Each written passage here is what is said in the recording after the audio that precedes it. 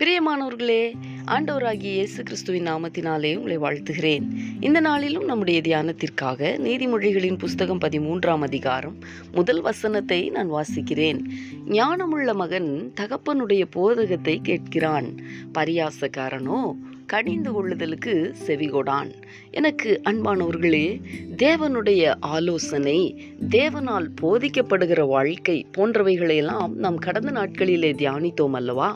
இந்த நாளிலே நாம் வாசித்த வசனத்தை சற்று கவனியுங்கள். 2 விதமான நபர்களை குறித்து சாலமோன் இங்கே அடையாளப்படுத்தி இருக்கிறதை நாம் பார்க்க முடிகிறது. 1 ஞானமுள்ள மகன், 2 பரியாசக்காரன். இந்த ஞானமுள்ள மகனை குறித்து தகப்பனுடைய போதகத்தை கேட்கிறவன் என்று வேதம் சொல்லுகிறது. பரியாசக்காரனை குறித்து கடிந்து கொள்ளுதலுக்கு செவி கொடாதவன் என்று வேதம் சொல்லுகிறது. அன்பரே, மேலே சொல்லப்பட்ட இந்த 2 வகையான பிள்ளைகளில் நாம் எந்த வகை? ஞானமுள்ள தகப்பனுடைய போதகத்தை கேட்கிற, தகப்பனுடைய கடிந்து கொள்ளுதலுக்கு செவி கொடுக்கிற பிள்ளைகளா, அல்லது 2வது சொல்லப்பட்டிருக்கிற பரியாசக்கார பிள்ளைகளா?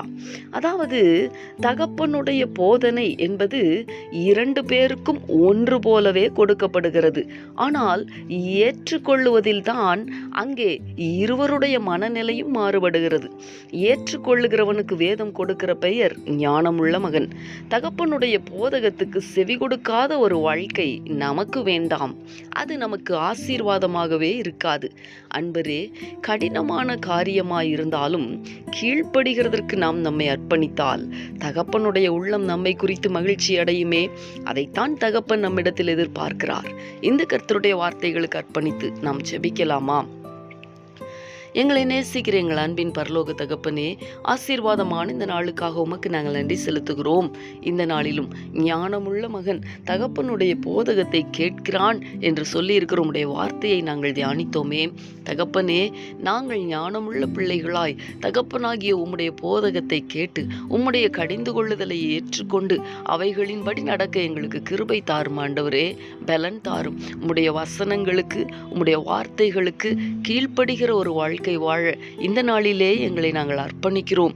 எதிர்த்து நிற்கிற மனநிலைமை அல்ல ஆண்டவரே, கீழ்ப்படியாத மனநிலைமை அல்ல. உம்மை சந்தோஷப்படுத்துகிற ஒரு ஞானமுள்ள பிள்ளைகளாய் நாங்கள் வாழ எங்கள் ஒவ்வொருவருக்கும் கிருபை தாரும். நீர் அப்படி செய்ய போகிறதற்காக உமக்கு ஸ்தோத்திரம்.